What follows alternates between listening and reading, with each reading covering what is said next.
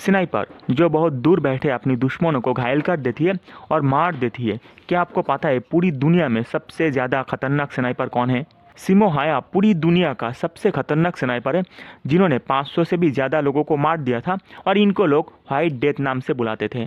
दरअसल 1940 में रशिया और फिनलैंड के बीच एक युद्ध होता है जिसको विंटर वॉर कहते हैं और इन्होंने 33 साल की उम्र में इस युद्ध में भाग लिया था। 105 दिन चली इस युद्ध में उन्होंने फिनलैंड की तरफ से रशिया के खिलाफ 98 दिन युद्ध किया था और रशियन आर्मी की बहुत सारी लोगों को मार दिया था। और इस 98 दिन में ऐसा दिन भी आया था जहाँ पर उन्होंने सिर्फ एक दिन के अंदर ही 25 से भी ज़्यादा रशियन सोल्जर को मार दिया था। और इसके चलते रशिया की आर्मी के अंदर इनको लेकर डर पैदा होती है और इनको व्हाइट डेथ का निक नेम भी दिया जाता है। रशियन आर्मी की तरफ से इनको मारने के लिए बहुत कोशिश किया गया था, जैसे कि इनकी लोकेशन पर अंधाधुंध फायरिंग किया गया था, बॉम्ब गिराए थे, लेकिन इनको एक खरस तक भी नहीं आए थे क्योंकि उन्होंने लगातार अपनी पोजीशन को चेंज करते थे और बहुत सारा टैक्टिक्स का इस्तेमाल करते थे ताकि रशियन आर्मी को इनकी असली पोजीशन का पता ना चले। और इन्होंने रशियन आर्मी को मिसगाइड करने के लिए धुआं, आग और साउंड्स का इस्तेमाल करते थे। इसके चलते रशियन आर्मी की तरफ से इनको मार गिराना और भी कठिन हो जाता।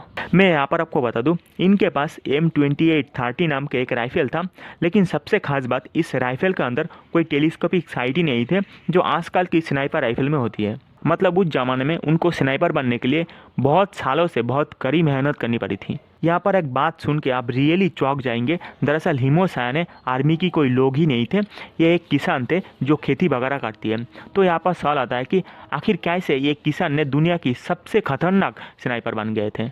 और इसका आंसर है कि इन्होंने बचपन से ही अपने पिताजी के साथ जंगल में शूटिंग करने के लिए जाते थे, जिसके चलते इनके पास बहुत एक्सपीरियंस है।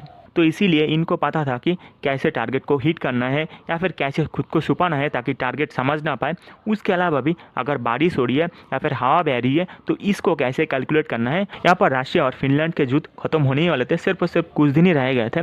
तभी अचानक क्या होता है, इनके पास एक बॉम्ब गिरता है जिसके चलते इनकी मुँह में बहुत बड़ा चोट आती है।